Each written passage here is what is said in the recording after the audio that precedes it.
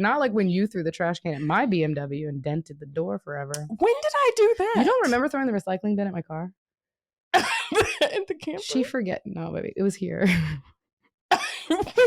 I was leaving and you were taking the recycling out and you were mad and you threw the recycling. Shut you don't the remember fuck up. Why is there duct tape on the bottom of the recycling bin? Tell me about the tape. I thought you meant duct tape? Okay, I thought you meant the blue Do you remember recycling when bin. the duct I was tape like, bitch, who threw that at you? was Nobody applied threw that to the bottom of the trash can? Whatever. Are we really gonna do No, I'm not trying to do that. Sorry. Okay. I didn't throw a rock. I just gave you a finger and I kept walking.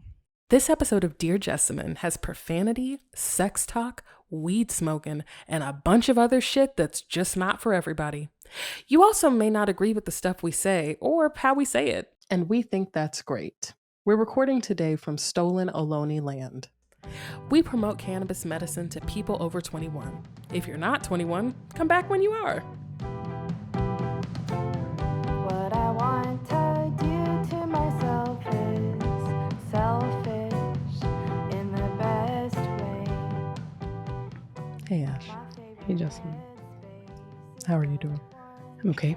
How are you? I'm doing okay. What are you calling in this week? Safety. It's felt sense of safety. That's real. That's so real. I'm calling in. What am I calling in? Oh no, just here. Just be here. That's what I'm calling in. Can I start with what's new in paradise? Do you mind? I have been thinking a lot this morning about, I don't know. I guess I've been thinking about it a lot, but like not really that much ultimately. I think I've been just kind of being, but I was reflecting on a conversation that we had before I started my practices this morning.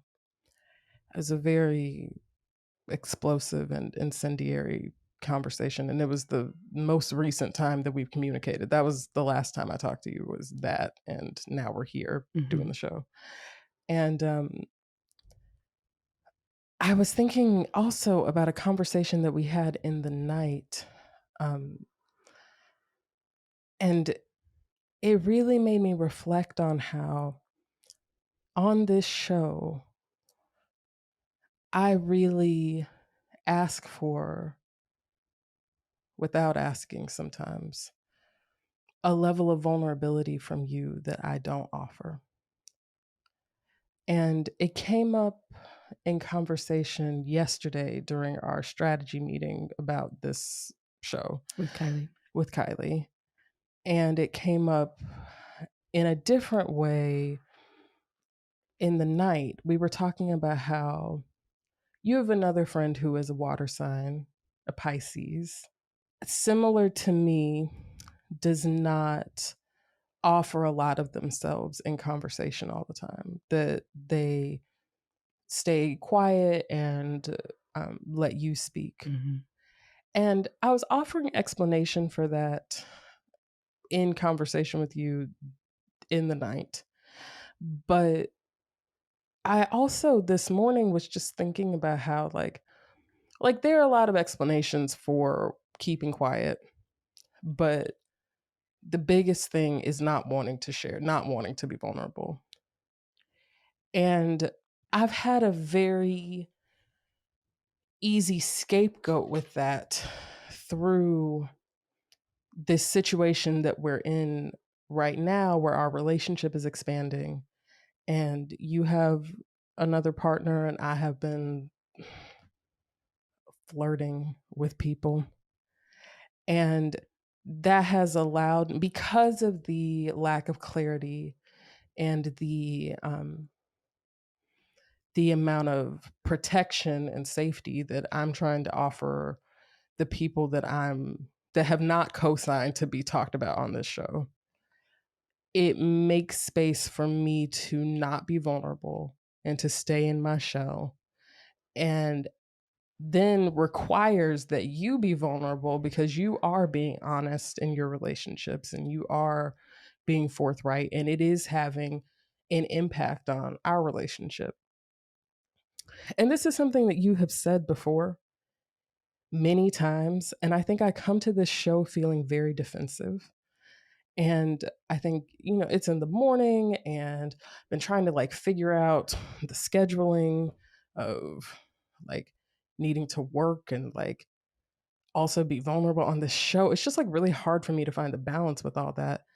And so, especially like as shit has intensified, and like if you listen to this show, then you literally been, you've been riding shotgun with us for this whole thing. Through our like getting on the road and living in a like 50 something square foot space together, and then like moving to California, but before that not knowing that we were moving to California, and like there's like new partners and all of this shit is happening at the same time, and I come to this space, which I think is actually like a really safe container for us. I come to this space with my dukes up, like barred, like fighting with you. And we come through. I think that's one of the really cool things about this show is that we are forced to like talk it all the way out so that like we come to a place of, I don't even know, just standing and looking at each other. Well, whatever. I'm rambling a lot, and I hope that some of this is usable. But what I'm trying to say is that you said this shit before, some version of what I just said. And I have pushed back against it because I'm feeling defensive. And I just wanted to say that you were right. I don't know. I could be reading into this a lot, as cancers are prone to do that. After our strategy meeting yesterday, which was, as I've already mentioned, a bit explosive, Kylee sent through our episode outline for today, and we had planned to answer a Deary query today. And the way the Deary query is spelled out in the outline is very much like, I felt like, Kylee, you wanted us to read this question that this person asked us, because some of the things that they said in the question that were not actually about the question, it was just them being nice to us. And some of the things that they said in this question, I really needed to read after that meeting, because I was really feeling like a loss of vision and direction with this show, because it is very emotionally stressful.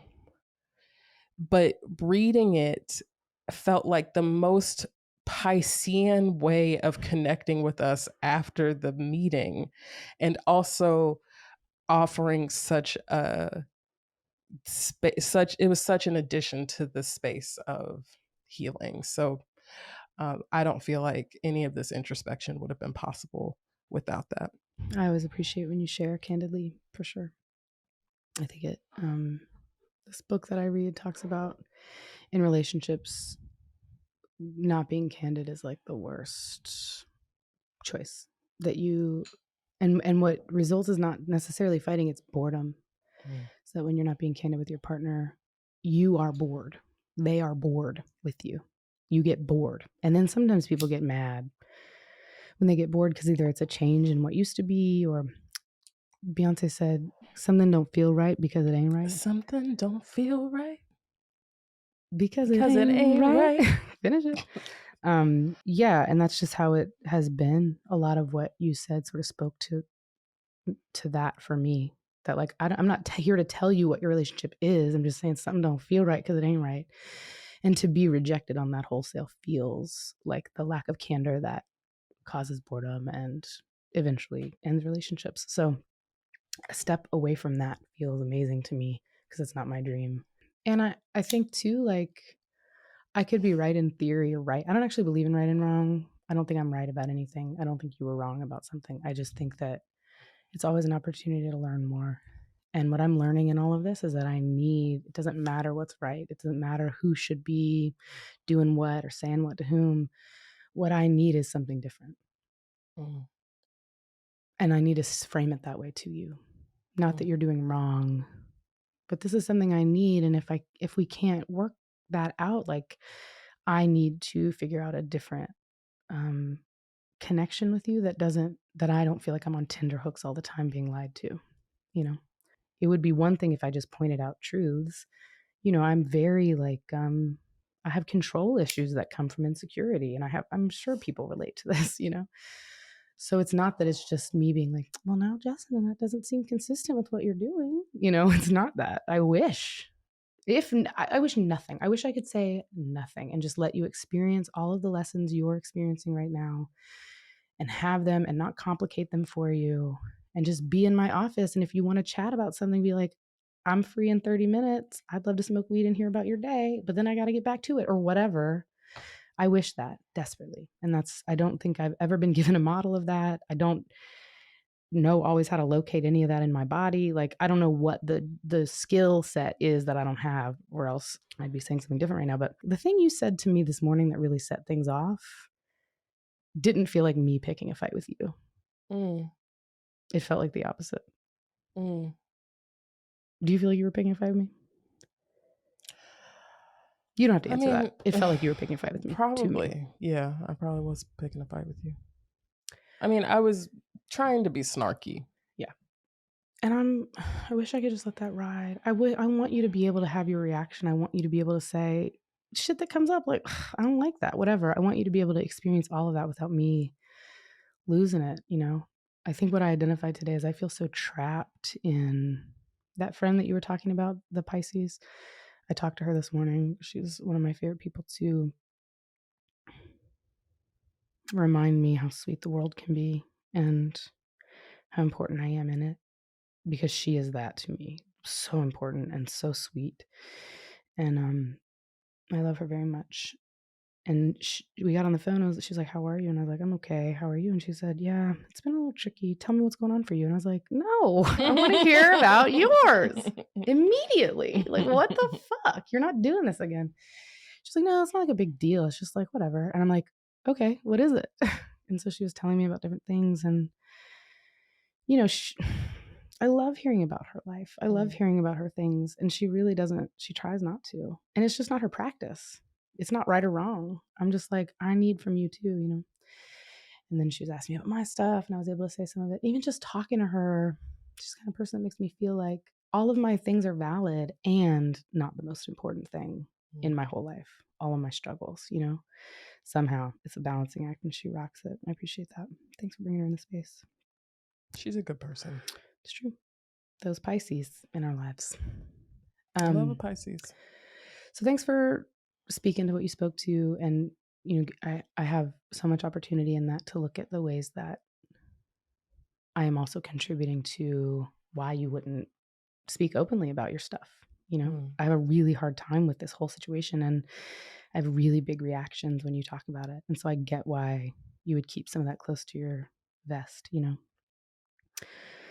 for a little balance on that whole situation. Thanks. I really appreciate you saying that. Yeah. I also think that what you just said is low-key a really good segue into the Deary query. Thanks for sending in a Deary query. And you can email those to, what's the email address? You can go to the website. Oh yeah, just go to the website. There's a form. Yeah. Here's a query. Do you think a monogamous person can be wild?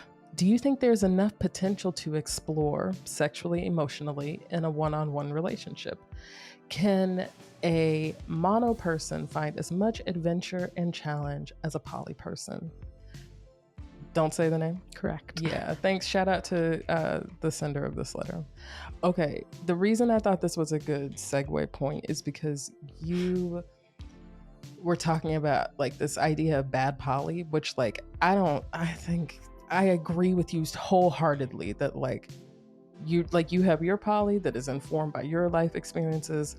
I have my poly that is informed by my life experiences. They're both fully guided by our astrology also and what we need. And there's no good or bad in that paradigm. And this person is offering the idea of like like, can monogamous people have fun too? Like, do and like learn about themselves, or is monogamy just like a space where it is only one way? And I think that monogamy has as many definitions as polyamory does. And I also think that monogamy is like a really beautiful practice, as like a thing to offer to yourself and to offer to another person. And this is something that I've only come to through talking about polyamory so much and being poly. And our first season was literally called Polyamory is Not for Everybody, because like I feel like not everybody's polyamorous. Like a lot of people are monogamous. Why? Let's talk about reasons that we think people choose poly versus choose monogamy. I think that is that speculative too much? No, I mean, I think it's just going to be like us thinking about like why observations. Yeah. I mean, I always revert to astrology because to me, it is something that can't really be argued with. It's subjective, but it's ultimately based on your birthday. And like, that's just a fact. This physical body was born on a certain day. There's also, you have to observe patterns on some level or another. You have to give a fuck about a pattern and let that be informative in order to even believe the birthday stuff. Oh, that's real. That's a really good point. Well, okay, yeah. But so what I'm going to say is just based off of astrology, though. Like, I think that my astrology is part of why I'm polyamorous. I have my Venus is in Gemini. It lends to this duality of identity and like needing to express all of that and live truly in that. And with that, I think there's also a full understanding of the self, that it is something that's like not belonging to another human being. And so ultimately your first relationship is with yourself to just get that. And I think that all of that shit makes it hard to be monogamous for me. I don't know what it is like for anybody else. And maybe there are Venus and Geminis who are also monogamous, but that feels like a match for me. But in that exact same way, if your Venus was in Capricorn, for example, I could see how maybe you would feel differently about that. And that maybe there are plenty of Venus and Capricorns who are poly, but like I could just see how, or Venus and Virgo or something. I don't know why earth signs. I'm like, I don't know. Y'all feel like maybe you just want to hang tight with one person, but I don't know. I just think that there are reasons spiritually that you would need one thing or another. And like, I don't think it's about good or bad. It just is. What do you think? Well, I think there's this interesting false dichotomy of like monogamy and polyamory being like tame or wild. I mean, this question asker offered it. I know so many fucking boring ass poly. I mean, boring in the sense of like sexually exploring, boring. I know asexual poly people, like there's all kind, there's a wild. I don't know. It needs to be so wild. And I know that different life stages, often inspire different levels of wildness. And there's so many factors, I guess is what I'm saying. But I don't think that the like multi-person love and affection practice has to be all that sexual. I guess is what I'm saying. So there's so many factors that it's like I don't know. I don't think anybody is one way. I don't think anybody's one way throughout their lifetime. I don't think that lessons come in the same packages for everybody. That's, I guess, sort of what I've been thinking this whole time. Not that this person says poly people are wild, but the question is, do you think a monogamous person can be? So I guess I just wanted to sort of address I don't think that being poly even means that you be fucking lots of people or even that you're dating lots of people. Like, I think there's a recognition of, and this is why the acknowledgement, going back to what we said earlier, this is why the like candor and acknowledgement feels so important. Like the most important part of polyamory actually to me feels like the radical honesty, way more than the fucking, way more than any of the connections with other people, is the connection with yourself that you can say out loud to another person or yourself or God or anybody, your journal, the podcast, us, when you write in your Deary query or write a review for the show on Apple Podcasts. I feel like being able to be candid and open with yourself and tell the truth as you best know it. The truth being like, living your practice, living your words. I mean, if you say something and you do it, I feel like that is aligned with like a self-truth. When you say something and do something else, that is just one aspect, one element of not telling yourself the truth. But that when you can, that's what my poly is all about. Like the point of my poly is to be like, whomever I'm speaking to, even if it's nobody, that whatever I'm saying is the truth. And I know people feel really differently about what polyamory is, but that's what polyamory is to me. And in that space of radical honesty, it's true, you sort of are afforded different opportunities, sexually and otherwise, to have connections that I feel like monogamy really, when it's not being thought about as interestingly as this person is thinking about it, I think monogamy is just a set of boundaries to keep everything in order. And order is the opposite of creativity, in my opinion. My life is led by and really very much guided by creativity in all things. That's what queerness is. The definition of queerness for me is just creativity. So all of those together, my queer poly just means being honest about my creativity. And so to really just button it up, I feel like in a broad way, yes, monogamous people can be wild, because I don't think it's about sex. That's it. Exactly. But I have way more to say, but that was my answer to your question. I think that's exactly right. And I think that, but I also think that this person is asking about sex. Totally. No, I just wanted to start with that false dichotomy being so present in the culture. I think it's super present. I fully agree with you. And I think that one of the reasons that people struggle with this question of like whether or not to be monogamous is because they're like, I really want to fuck other people. Like I do. But I don't want my partner to go anywhere. Yeah. So how do we make those two things work We actually together? had one of my favorite questions on the first season was, I want to fuck my work friend, but and her husband's cool with it and my husband's cool with it, but I'm not cool with him, quote, stepping out. So what do I do? My favorite. I was like, bitch, you better tell the truth. I was like, you're great at poly already. I mean, that makes perfect sense. And honestly, that has been the root, I think, of a lot of the jealousy, at least from my perspective. I'm not speaking for you, but the root of my jealousy in our relationship is like, well, like, I want to do it. I need to do when I need to do it. But what you do, I have more questions about. I think that I would like to. Glad you're saying that. Why? Well, I felt that yesterday. I was feeling, I was having a bad day yesterday. I had, last week I got attacked by a dog. It was a really big, scary, powerful fucking dog. We were in a fight. I got out of the car like Cher did in Clueless when Elton tried to sexually assault her. No, and, wait. You're saying we did. You and I were in the car. First, the way you said it, I thought it was you and the dog. No, I was like, yeah, we got in a fight too, but you and I were driving. Yeah. We got in an argument. Same argument we get in every day of every week. It's fine. Yeah. Why learn? Why change? Why grow? It's learning and changing. So I realized earlier in that morning that I wanted to take a big long hike, a big long walk, but I didn't. This is the problem with, this is great, actually. This is the problem with not being able to be radically honest with yourself, is that like, I wanted to kick it with you and I wanted to go on a walk with you, but you didn't want to. And so I was like, oh, okay, well, I don't want to then.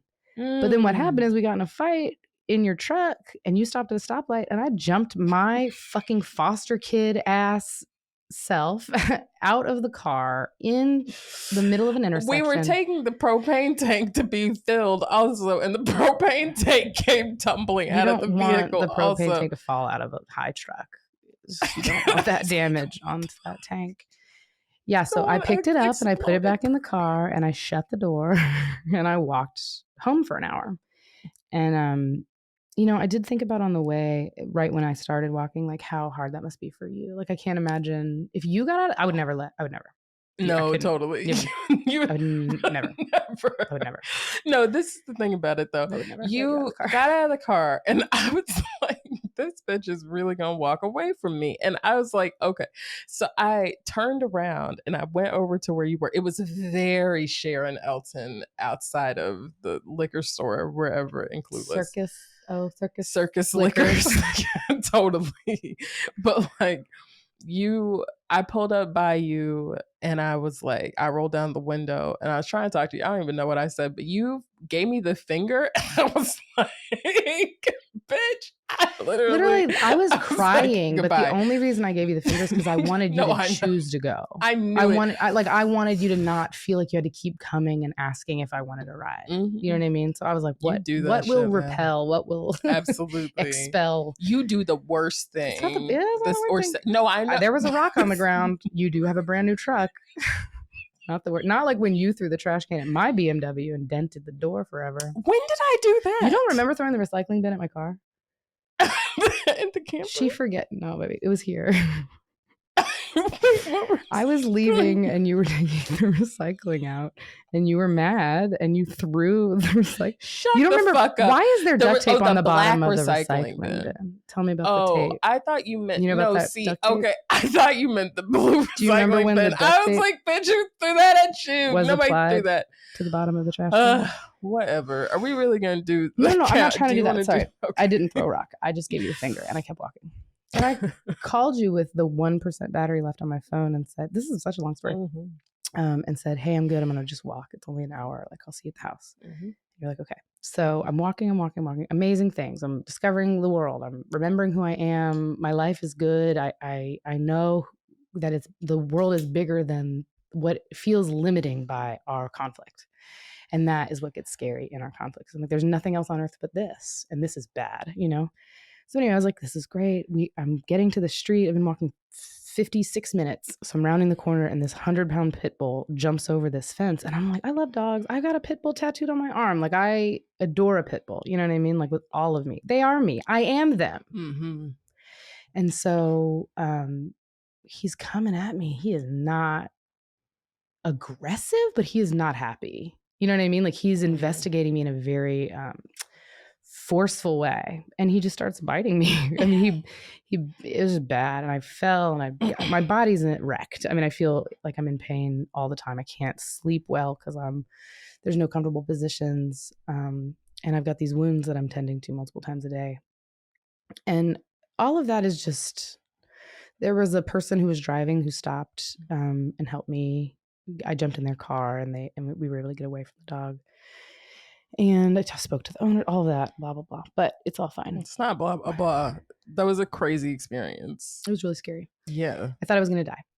Yeah. 500% thought I was going to die. And very easily could have. If that dog wanted to kill me, he would have.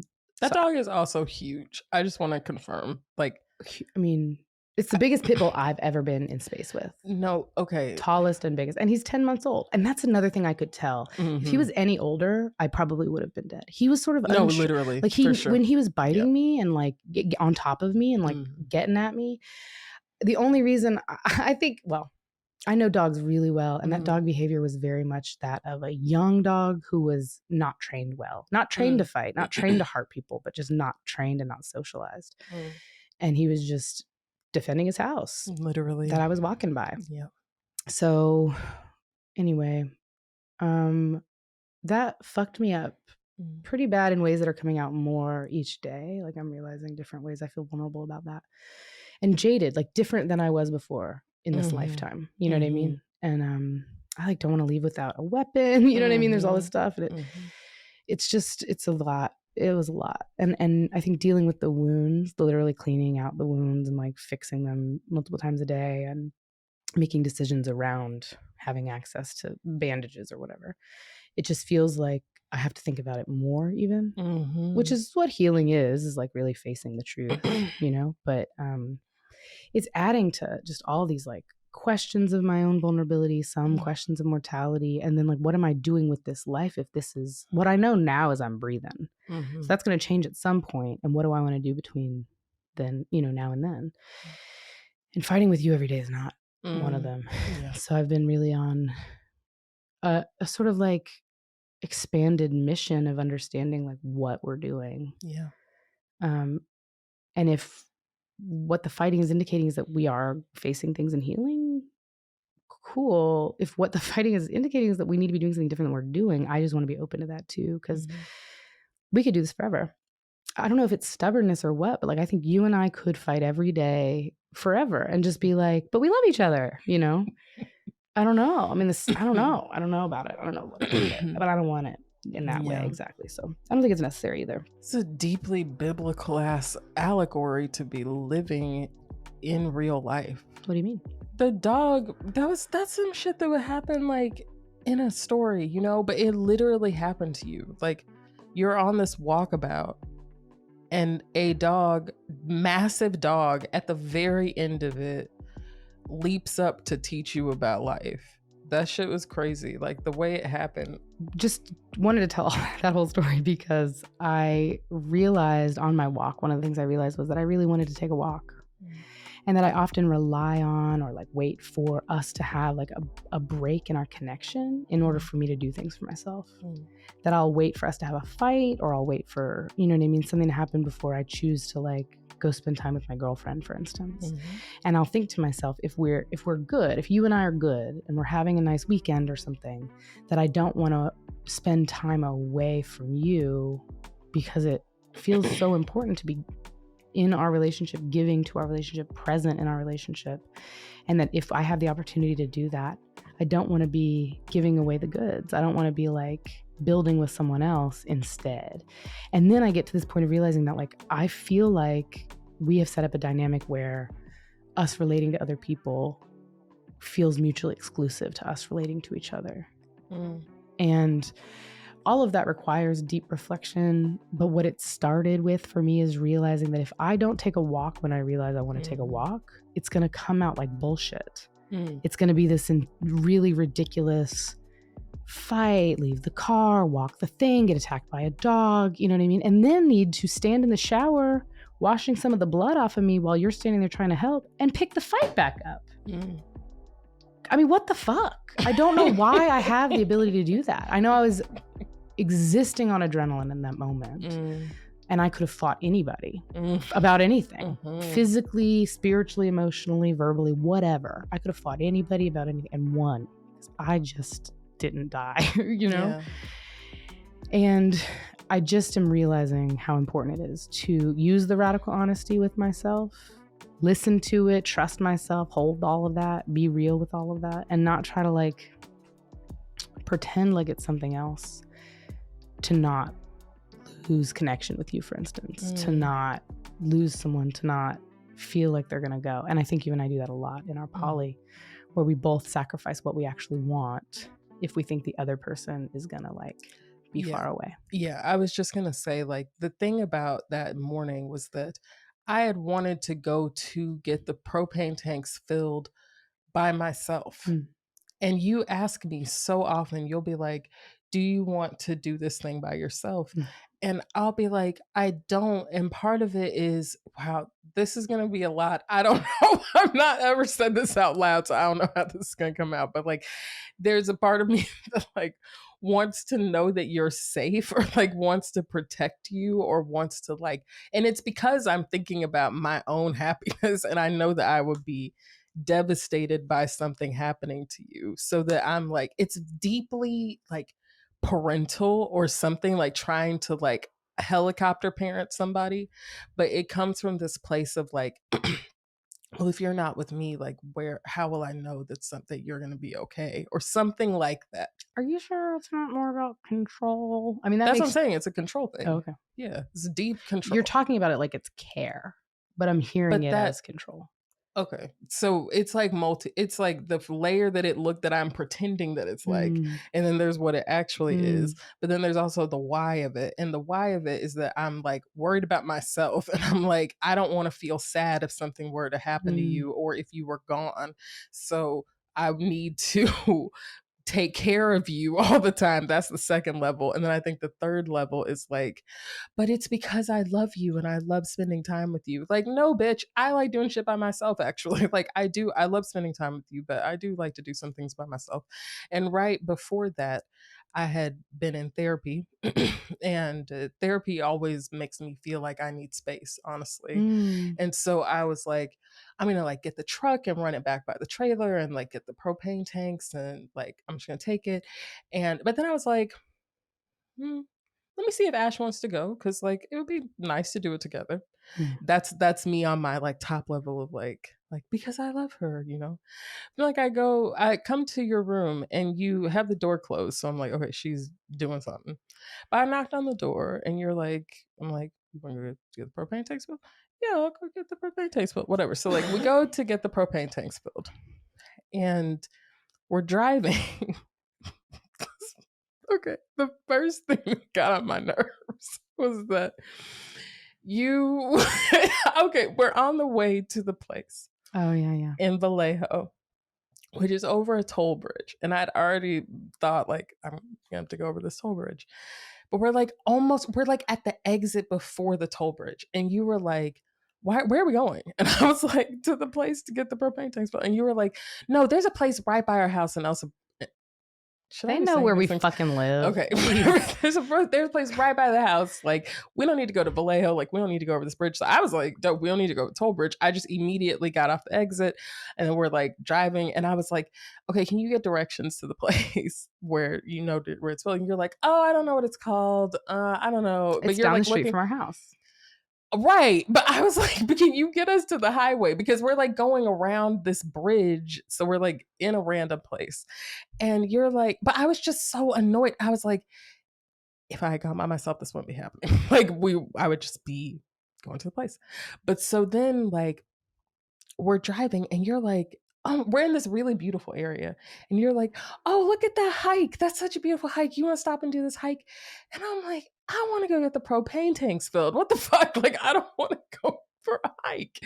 But like, it was so clear that you did. And you'd said that earlier in the day too, that you wanted to go for a walk. And like, I'm like, she wants to go for a walk. Okay. Like, that's fine. But like, whatever. So then we're driving, and then this whole fight pops off that was unrelated to any of this shit I've been talking about before. It was about, if I recall, it had something to do with he who shall not be named. My friend that we don't talk about on the show. But you know who you are. You would have to know. So the thing is, I feel like he is like a scapegoat for the problems that exist between us. And you've even said that before. Interesting take. No, but like, okay, is this, oh Lord. Okay. So we get to this stoplight where you get out of the car. And I was like, this was actually the second time that you tried to get out of the car too. Like earlier in a different place, you tried to get out. And I was like, please don't get out in moving traffic. But we're at the stop sign. You get out of the car. The propane tank comes out too. We have this whole interaction. And ultimately, we both got to do the thing that we wanted to do anyway. But that's the us. That's the us part of it, is that you and I are always going to do exactly what we were going to do. Totally. 100%. Totally. And that's where the honesty has to, that's where I'm like, that's why I don't like when you lie about this situation, is because I'm like, she's going to do exactly what she wants to do. I just wish I had some lead time for when you leave me for him. I wish I had some lead time for when you run off to do some like pretend straight world that so many lesbians are doing. Oh my God, no. Right now, oh my God. And y'all are going to have babies and live in Hawaii and like all of the things that I'm just like, can I just get a heads up? Just be honest with me on the way so I can see it coming and do my own thing, which is the opposite of what you would do, because you don't want me. No, come on. Yeah, no, I got you. I'm just having my reaction. You would want to have all the cards and then make your choice. So I couldn't make a choice before you made it. You know what I'm saying? Like that's our dynamic. And so anyway, I we've gotten so far from this question, which is totally fine. It's also not. This is what the wildness is of polyamory. If you're curious, is this processing? So if you're good on that, be monogamous. I have more thoughts about it, but I have more thoughts about it too. But like I just want to say that the radical honesty is not just so that other people hear you say true things. The radical honesty is so that you know how to communicate with yourself in a way that you get what you need. Because when you don't, it's gonna fuck your life up. Do you know the strength card in tarot? I'm sorry. No. Please. Okay, the strength card, the traditional version. I don't know. One of the main, whatever. There is an image. So one of the versions of this card is a woman bowing down over a lion, and like she's like trying to. It's the idea is that she's like being neutral, like with the lion, like in her power, in her strength, does not really need to fight with the lion. But the lion is representative of so many different parts of ourselves, and like this, like the strength, excuse me, our inner strength. I'm sure there's somebody listening to this who's like really into tarot. Well, who'd be like, I wouldn't explain it this way, but it's about like understanding and coming to terms with your inner strength. And Aries, the sign of the sun, the sun, the whole, like, y'all are like power, you know what I mean? Like strength, the leader, like that is so much of your battle is this like strength, and that you'd have so much experience literally with dogs, like, and animals, like with violence in this very particular way. You are the person that is your lesson in this life, and it's just so incredible to me that it would be so literal. Does that make sense? There's a harshness with which you offer me back my lessons, especially the ones that hurt, that I don't think you really think about me when you're offering it. But that's real. I can see where you're coming from. I would get attacked by a dog. I don't know. Sure. I guess I would. Damn. I guess I'm more in awe of it, and I don't mean to talk over. You were saying something, and I'm not trying to talk over you. I just think it's a really beautiful statement of humanity. What's beautiful about getting attacked by a dog over and you're over? so strong and powerful, and you learn from each experience, and you're like growing, and like you're gaining a power that is like innate to you, you know? And it's only through like the healing of your wounds that you would even have this level of wisdom. And it's just really beautiful to witness. And so I know that I'm talking about it like an art curator would talk about it, like very emotionally removed and just like, oh my God, look at this thing. And you're like, that's my life. So I apologize for not being more sensitive, but that's what you. I don't think you are very sensitive, so I don't think it would come out. You know what I mean? Are you? I think I'm extremely sensitive, but I think it lends to me being a little bit hard-edged. It's true. I have noticed you be sensitive with other people's, like your friends' deep emotional pain. It's true. I see you be sensitive with some people. Okay. I hear that I went the wrong way with that.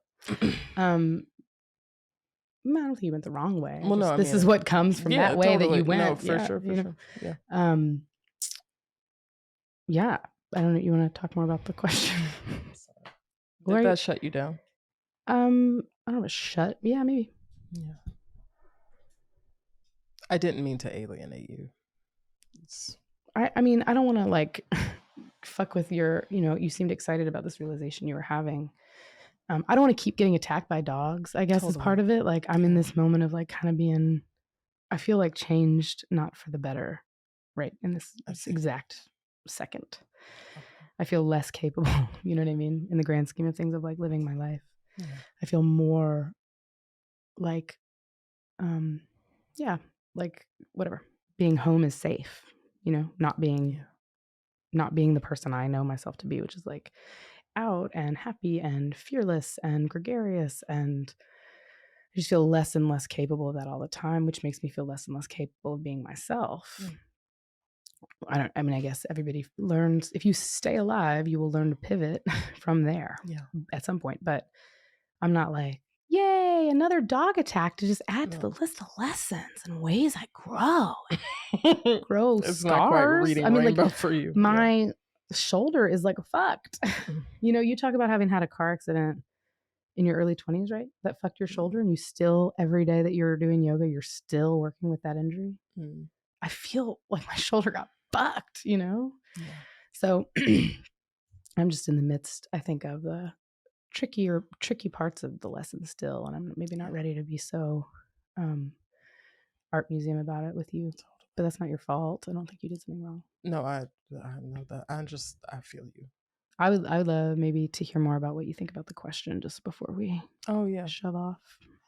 I think that if you are honest with yourself and your partner, then any relationship can be wild. That it will be wild because of that, because the running the edges of honesty with another human being is some crazy shit. And if your partner knows half the things that you're hiding from them, that will make it plenty crazy. So yeah, it can be it can be wild, and it doesn't have to be sexual. But I also think that you can have so much fun in a partnered relationship with honest communication about like what you need sexually, and like really enjoy yourselves and have a lot of shit happen, like wild shit. I mean, literally I be with other partners, all kinds of stuff. What do you mean be with it? They're talking about monogamy. But like monogamous people can have threesomes too. You know what I mean? You don't think you think that automatically makes people interesting? I think that's a great question. Back to the world. Totally. Do you think that two people who don't have ongoing relationships with other people sexually, but hook up sometimes together with another person, are they monogamous? There's no answer, but I am interested in what y'all think. Me too. Very interesting. Wow. Okay. I would call those people poly for sure. Yeah. Hit the comment box if you have a thought about that. I'm very curious to know what people think. I think definitely monogamy can be wild. I know very few people, but because I think all relationships require radical honesty if you want them to be fulfilling. I think it requires honesty. So I think there are so many cool ways that people who are only dating one other person can be very honest about all their stuff. I mean, there are things that you know about me sexually that absolutely nobody knows.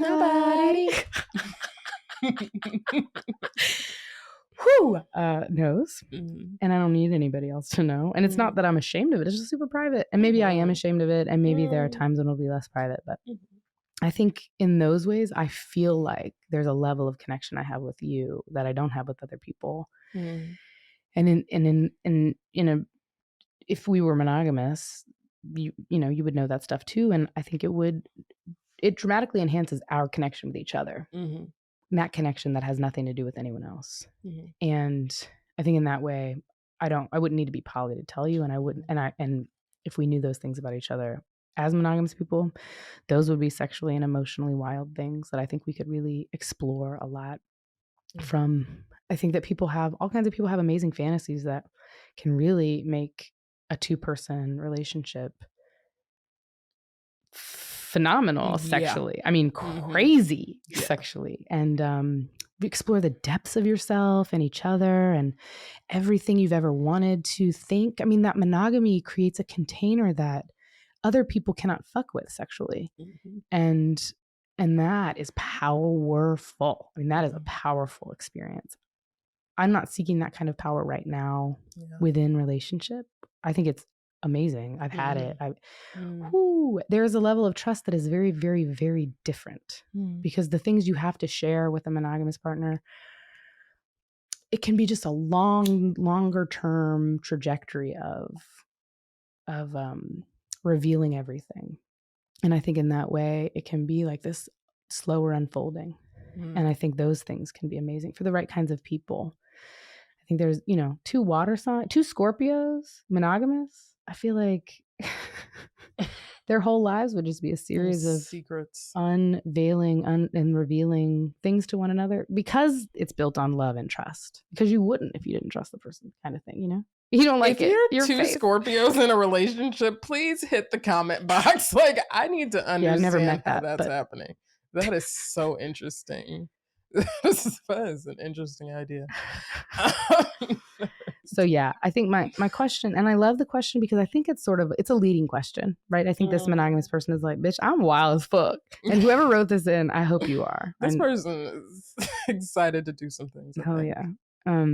But yeah, the adventure and challenge that poly people have, they're just different textures of the same adventure and challenge that you're exploring in yourself. Challenge is like, am I choosing to be brave? Do I want to meet this challenge? You can do that in any circumstance. And adventure is what you make it. I mean, as adventurous as your mind can be is as adventurous as you can be in a monogamous partnership, is how I feel.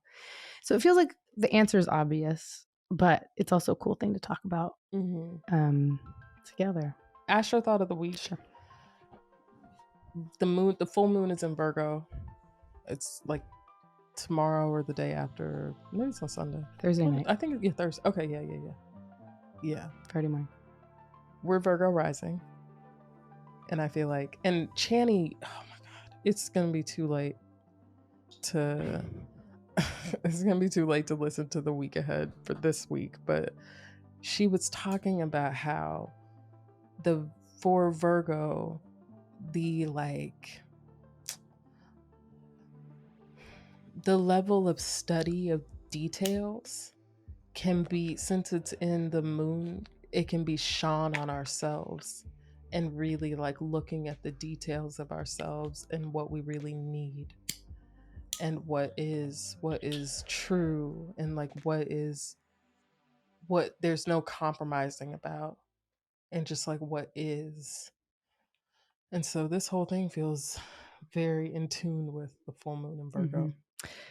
As a polyamorous person, I looked at a different astrologer today. Ooh. Channy and I talked about it. She's okay. Yeah, she's cool. And there's the Red Robe Astrology, which is on Instagram. It's this older white guy. And he's just got a very sweet, grandpa sort of vibe about him. But I was watching he's just a 90-second thing, or 3 minutes. I don't know what he does. Something short and sweet. And he was speaking to the way that the full moon in Virgo is still under the Pisces sun. And so this emotion, along with the exacting, means that he was take extra care to not make any big decisions today or tomorrow. Totally.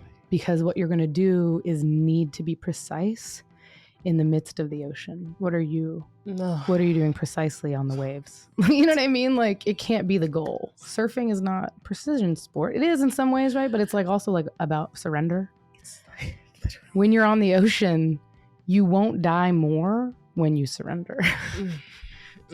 That's just, you more often won't die if there is some piece of surrender to you. And so that, I think, is as important as the exacting nature of Virgo and all of the things that can be, gleaned and that you can yield from that precision. But in the midst of the choppy sea of emotion, the precision has to be it has to be a different goal. You don't make any big decisions right now. But so the thing about what happens in the ocean, I'm so curious the sign of this person. I'm always curious, but I think maybe astrologers are largely air signs. Anyway, I feel air signs? Air signs. I feel like there's this idea with non-water signs about getting in the water, that it's about surfing on top of the waves or keeping your head above water. Bitch, we drowning today. It's not. It's about breathing underwater. That song by Hiatus Coyote, if you know, oh my God, look this shit up. Go get, yes, breathing underwater. That is what it is. And that is what Pisces fully understands. Pisces does not go out from the water. Fish don't leave water. So they breathe emotion. And everybody else, even other water signs, are okay, but so we're only swimming? We're only doing water? And the Pisces is yeah, it's water. It's cool. So that it's you're never the exacting is all fluid. The whole thing is just water. It's just swimming. And you just try to swim and you just try to breathe under the water. And I think everybody can. Breathe through the emotion. Actually, maybe everybody can't, but yeah, breathe through the emotion. Yeah, breathe through. Yes, exactly. Hoy. You want to get out of here? Yes, ma'am. Yeah, all right.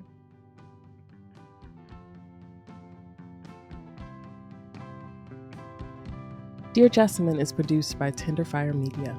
For more on our show, follow us on Spotify and Instagram at Dear Jessamyn, or head over to our website, dearjessamyn.com. If you're an Apple Podcast person, you can subscribe to our show, and while you're there, write us a review. They really help us out a lot, and they give you a place to let folks know how you feel about our show. Here's our team. Kylee C. Roberts is our editor/producer. Angel Foster and Nia Williams do our social media. Janie Leopard draws our art, and Fruit Snack plays our theme song. Montez Mickles is our director of production. Anna Rooney is my chief of staff. Amber Richardson is Ashe's chief of staff.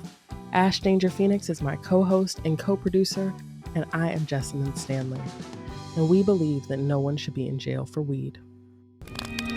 Tenderfire. Drop page.